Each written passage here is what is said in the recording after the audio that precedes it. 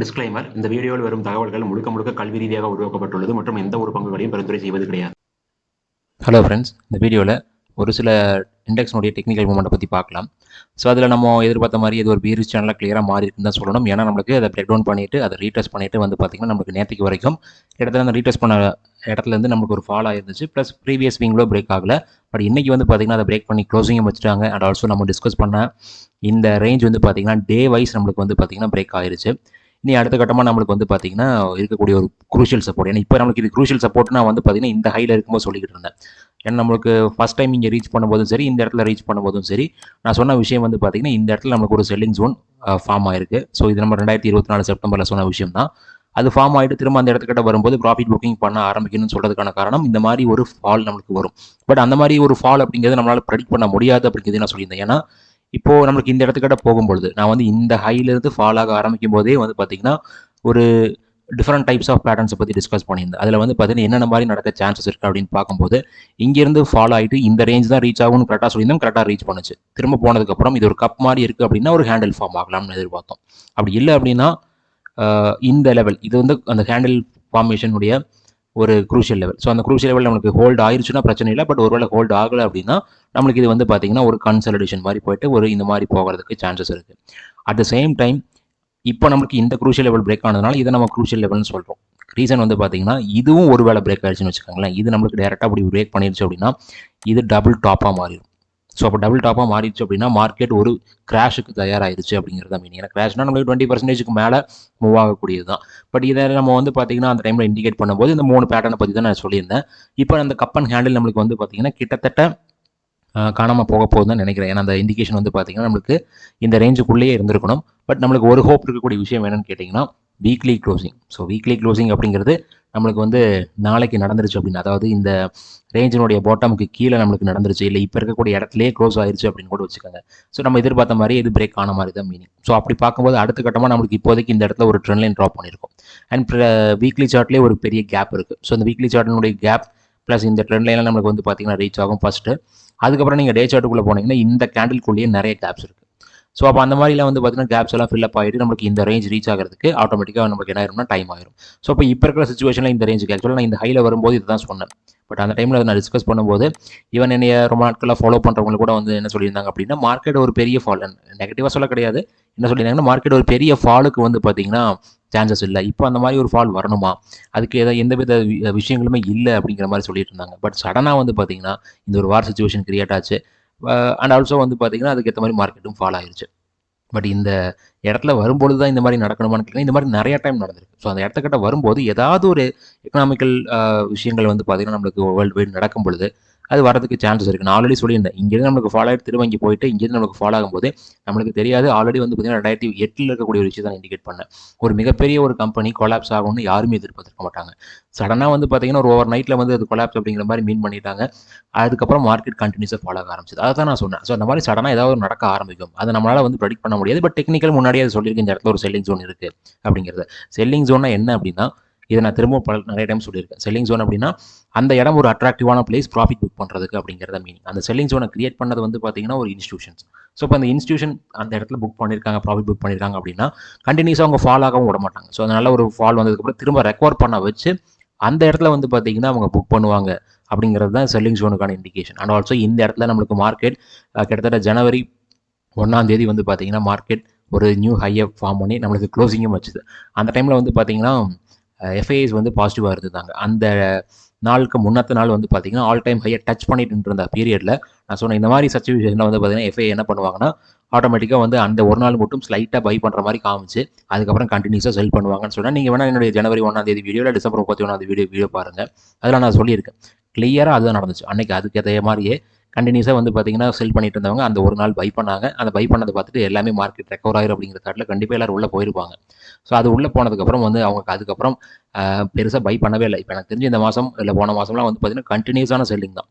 So அப்போ அந்த ஒரு நாள் மட்டும் ஏன் பை பண்ணணும்? ஸோ ஏன்னா அது வந்து பார்த்தீங்கன்னா கண்டிப்பாக நம்ம எதிர்பார்ப்போம் அப்படிங்கிறது உங்களுக்கு தெரியும். ஸோ நாம என்ன திங்க் பண்ணுறோம் அப்படிங்கிறது ஜென்ரலாக வந்து பார்த்தீங்கன்னா இன்ஸ்டியூஷன்ஸ் திங்க் பண்ணி தான் இந்த மாதிரி பேட்டர்ன்ஸே ஃபார்ம் பண்ணுறாங்க. ஸோ அப்போ ஆட்டோமேட்டிக்காக அந்த இடத்துல வரும்போது நம்மளுக்கு ப்ராஃபிட் புக் பண்ணி எடுத்து வைக்கணுங்கிறது ஒரு கட்டாயம்.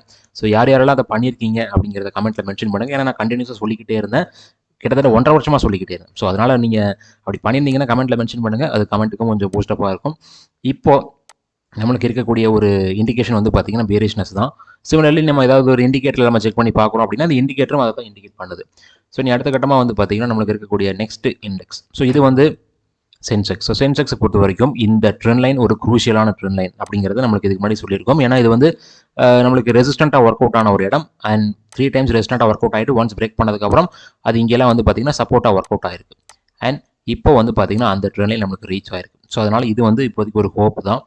ஸோ அதனால் இந்த இடம் நம்மளுக்கு இனி பிரேக் ஆயிடுச்சு அப்படின்னா அடுத்த கட்டமாக இருக்கக்கூடிய சப்போர்ட் அப்படிங்கிறது நம்மளுக்கு இந்த இடத்துல ஒரு பெரிய ஃபால் வரும்பொழுது நம்ம ஒரு சப்போர்ட்னு எதிர்பார்த்த ஒரு இடம் தான் திரும்பவும் நம்மளுக்கான சப்போர்ட்டாக இருக்க போகுது. ஸோ அது இப்போ இருக்கக்கூடிய இடத்துல இருந்து பார்க்கும்பொழுது கிட்டத்தட்ட வந்து ஒரு 4000 பாயிண்ட் தள்ளி இருக்குது. ஸோ அதனால் அந்த 4000 பாயிண்ட் தள்ளி இருக்கக்கூடிய இடம் வந்து ரீச் ஆகுதா அப்படிங்கிறத பொறுத்திருந்து பார்க்கலாம். அடுத்ததாக வந்து பார்த்தீங்கன்னா பேங்க் நிஃப்டி இன்றைக்கி எல்லாமே வந்து பார்த்தீங்கன்னா ஒரு ஃபாலில் தான் இருக்குது. கிட்டத்தட்ட வந்து ஒரு பெரிய ரேட்டில் தான் நம்மளுக்கு இருந்திருக்கு. அதில் பேங்க் நிஃப்டியை பொறுத்த வரைக்கும் வந்து நம்ம இந்த இடத்துல இருக்கும்போது சொன்னது இந்த இடம் தான் வந்துச்சுன்னா நம்மளுக்கு ரீச் அதை ரீச் பண்ணிச்சுன்னா நல்ல ஒரு சப்போர்ட் எடுக்கும்னு சொல்லியிருந்தோம். பட் வந்து பார்த்தீங்கன்னா என்ன ஆயிடுச்சுன்னா குயிக்காக ரீச் ஆயிடுச்சு. அப்போ நான் சொல்லும் பொழுது இது ஒரு பெரிய டிஸ்டன்ஸில் இருக்குது. கிட்டத்தட்ட ஒரு 5000 பாயிண்ட் 4000 பாயிண்ட் தள்ளி இருக்குது. அது ரீச் ஆகுமா அப்படின்னு சொல்லியிருந்தேன். பட் வித்தின் ஒரு ஃபியூ டேஸில் வந்து பார்த்தீங்கன்னா ரீச் பண்ணிடுச்சுன்னு சொல்லணும். இப்போதைக்கு நம்மளுக்கு வந்து பார்த்தீங்கன்னா இந்த ரெட் லைன் இங்கேருந்து ஃபாலோ ஆகும்போது தான் சொன்னேன், இந்த ரெட் லைன் பிரேக் ஆகக்கூடாது. இப்போவும் அதான் சொல்கிறேன், இந்த ரெட் லைன் பிரேக் ஆகக்கூடாது. அப்படி ஒரு வேளை பிரேக் பண்ணிடுச்சு அப்படின்னா அடுத்த கட்ட சப்போர்ட் அப்படின்னு நம்மளுக்கு வந்து இங்கேயும் ஒரு பெரிய கேப்ஸ் இருக்குது. ஸோ இந்த கேப்ஸ்லாம் நம்மளுக்கு ஃபில்லப் ஆகிறதுக்கு சான்சஸ் இருக்குது. அதே மாதிரி மார்க்கெட் இந்த இடத்துல நம்மளுக்கு ஃபாலோ ஆகும்போது இங்கே ஒரு சப்போர்ட் சொல்லியிருந்தோம். பட் அதுக்கு முன்னாடியே ஒரு சப்போர்ட் எடுத்துருச்சு. அப்போது இந்த ரெட் லைன் பிரேக் பண்ணுச்சு அப்படின்னா நம்மளுக்கு அதுதான் வந்து பார்த்தீங்கன்னா நெக்ஸ்ட் லெவல் ஆஃப் ஒரு க்ரூஷியல் சப்போர்ட்டாக இருக்கும். அடுத்ததாக வந்து பார்த்தீங்கன்னா ஐடி. ஸோ ஐடி இன்றைக்கி ஒரு நல்ல ஃபாலோ தான் கொடுத்துருக்குன்னு சொல்லணும். ஒரு 0.2% தான், ஒரு பெரிய லெவலுக்கு ஃபாலோ ஆகலை. பட் ஒரு டோஜி பட் நம்மளை பொறுத்த வரைக்கும் கொஞ்சம் ஸ்லோவாக இறங்குற மாதிரி ஃபீல் ஆகுது. இங்கெல்லாம் வந்து பார்த்தீங்கன்னா ரொம்ப குயிக்காக ஃபாலோ ஆகிட்டு இருந்துச்சு. இப்போ நம்மளுக்கு அந்த ஃபால் வந்து கொஞ்சம் ரெடியூஸ் ஆன மாதிரி தான் இருக்குது. ஸோ இனி வந்து பார்த்தீங்கன்னா இந்த லைன் ரீச் பண்ணுச்சுன்னா ஒரு சப்போர்ட் எதிர்பார்க்கலாம். பட் அப்மூக்காக தான் இண்டிகேஷன்ஸ் இருக்கான்னு கேட்டிங்கன்னா அப்மூக்கான ஒரு இண்டிகேஷன் இப்போதைக்கு ஃபீல் ஆகலை. அடுத்ததாக ஃபார்மா. ஸோ ஃபார்மா ஒன்ஸ் இந்த ரேஞ்சை பிரேக் பண்ணதுக்கப்புறம் சப்போர்ட்டாக ஒர்க் அவுட் ஆகும்னு சொன்னால் எக்ஸாக்டாக இன்றைக்கி அந்த ரேஞ்சுக்குள்ளே தான் சப்போர்ட் எடுத்திருக்கு. ஒரு லாங் லெக் டோஜி தான் ஃபார்ம் பண்ணியிருக்கு. அண்ட் ஆல்சோ ரெசிஸ்டண்ட்டாக எடுத்த இடம் வந்து பாருங்கள், நம்ம ஆல்ரெடி மார்க் பண்ண ரெசிஸ்டன்ட் பிளேஸ் தான். அக்யூரேட்டாக ரீச் பண்ணியிருக்குன்னு சொல்லலாம். இந்த இடத்துல வந்து பார்த்தீங்கன்னா சின்னதாக கேப் இருந்துச்சு. பட் இந்த இடத்துல நம்மளுக்கு அக்யூரேட்டாக ரீச் பண்ணி ஒரு ரிஜெக்ஷனை கொடுத்துருக்கு. இப்போ இதுக்குள்ளே ஒரு சைட்வேஸ் எதிர்பார்க்கலாம். இந்த பாட்டம் பிரேக் ஆனால் அடுத்த சைட்வேஸ் வந்து திரும்பவும் இந்த ரேஞ்சுக்குள்ளே என்ட்ரு ஆகிரும்.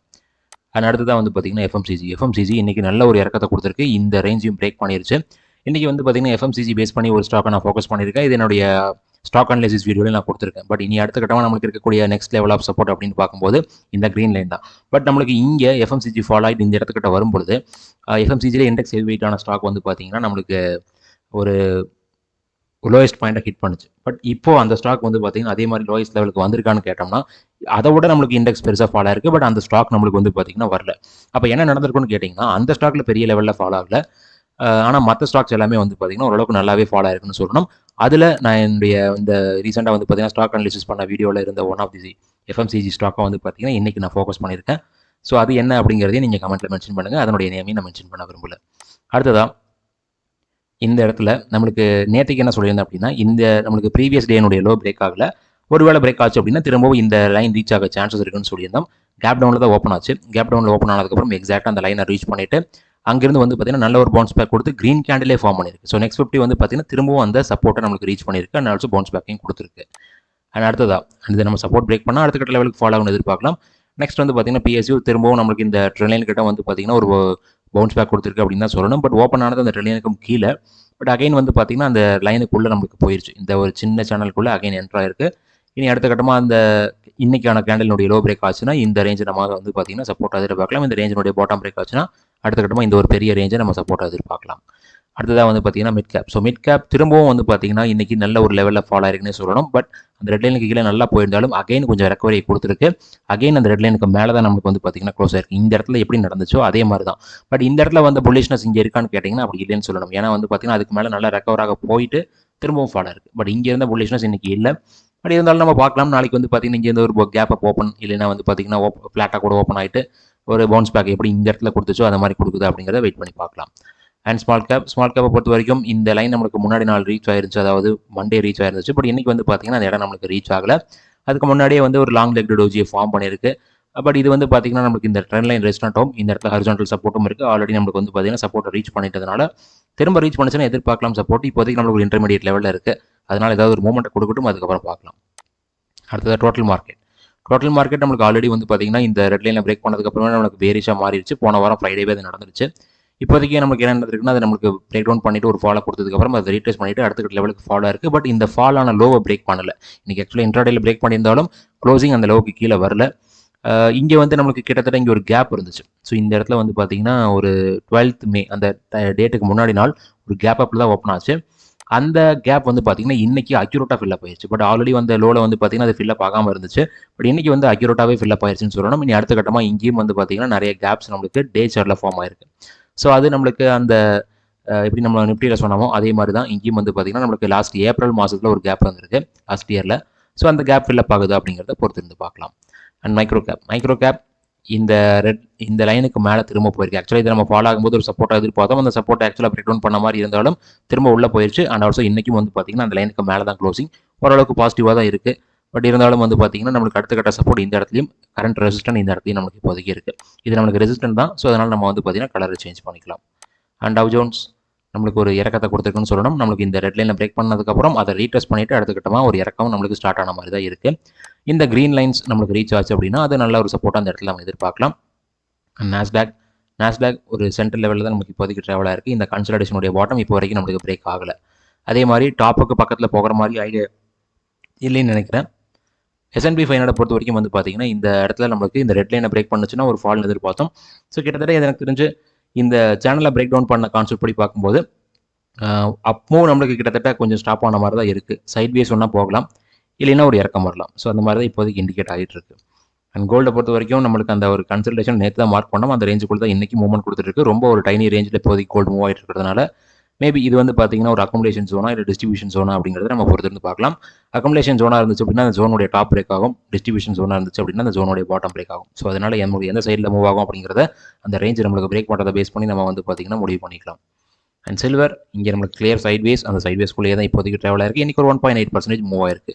அண்ட் க்ரூட் வந்து பார்த்தீங்கன்னா இன்றைக்கி ஒரு 5% உங்களுக்கு ஒரு மூவ்மெண்ட்டை கொடுத்துருக்கு. நம்ம ஆல்ரெடி டிஸ்கஸ் பண்ண ரெசிஸ்டன்ட் வந்து பார்த்தீங்கன்னா நம்மளுக்கு நேற்றுக்கு சப்போர்ட்டாக ஒர்க் அவுட் ஆச்சு. அண்ட் ஆல்சோ இன்றைக்கி நல்ல ஒரு பவுன்ஸ் பேக், இந்த சப்போர்ட்லேருந்து பார்த்தாலே நல்ல ஒரு பவுன்ஸ் பேக் கொடுத்துருக்கு. பட் இருந்தாலும் இந்த ஹையர் லெவல்ஸில் இப்போதைக்கு நம்மளுக்கு ஸ்டாக்னட் ஆகாதுன்னு நினைக்கிறேன். இறங்குறதுக்கான வாய்ப்புகள் இருக்குது. கிட்டத்தட்ட வந்து பார்த்தீங்கன்னா க்ரூட் ஒரு ஹையை மேக் பண்ணிடுச்சு அப்படிங்கிற மாதிரி எனக்கு தோணுது. இந்த ஹைக்கு எனக்கு தெரிஞ்சு இனிமேல் பக்கம் போகிறதே டவுட் தான். பட் ஒருவேளை போச்சு அப்படின்னாலும் கூட ஃபாலோ ஆகிறதுக்கான பாசிபிலிட்டிஸ் நிறையாவே இருக்குது. இதே மாதிரி உங்களுக்கு ஸ்டாக் அனலைசிஸ் தெரிஞ்சுக்கணும்னு நினச்சிங்க அப்படின்னா என்னோட இன்னொரு சேனல் இருக்குது, டிசிடி டெக்னிக்கல் அனலைசர். அதில் நான் மெம்பர்ஷிப்பில் வந்து பார்த்தீங்கன்னா ஸ்டாக் அனலைசிஸ் பண்ணிட்டு இருக்கேன். உங்களுக்கு விருப்பம் இருந்தால் நீங்கள் அதில் ஜாயின் பண்ணிக்கலாம். அதே மாதிரி நீங்கள் என்னுடைய டெலிகிராம் சேனல்லையும் ஜாயின் பண்ணிக்கோங்க. அதில் வந்து பார்த்தீங்கன்னா என்னுடைய வீடியோஸினுடைய லிங்க்ஸ் எல்லாமே நான் போஸ்ட் பண்ணிட்டு தான் இருக்கேன். உங்களுக்கு ஏதாவது ஸ்டாக் நேம் சர்ச் பண்ணி எடுக்கணும் அப்படின்னா நீங்கள் அந்த சேனலில் நீங்கள் டேரெக்டாக ஜாயின் பண்ணி நீங்கள் செக் பண்ணிக்கலாம். அந்த சேனலுடைய லிங்க் வந்து பார்த்தீங்கன்னா டிஸ்கிரிப்ஷனில் இருக்குது. அதை யூஸ் பண்ணி ஜாயின் பண்ணிக்கோங்க. ரொம்ப நன்றி இந்த வீடியோ பார்த்ததுக்கு. இந்த வீடியோவோட டிஸ்கிரிப்ஷனில் Angel One Zerodha demat account open பண்ணுறதுக்கான லிங்க் கொடுத்துருக்கேன். அதை யூஸ் பண்ணி உங்களுடைய யூடியூப் சேனல் சப்போர்ட் பண்ணுங்கள். அட் த சேம் டைம் இந்த வீடியோவை லைக் பண்ணுங்கள், ஷேர் பண்ணுங்கள். அண்ட் ஆல்சோ நம்ம யூடியூப் சேனலுக்கு சப்ஸ்கிரைப் பண்ணுங்கள். ரொம்ப நன்றி.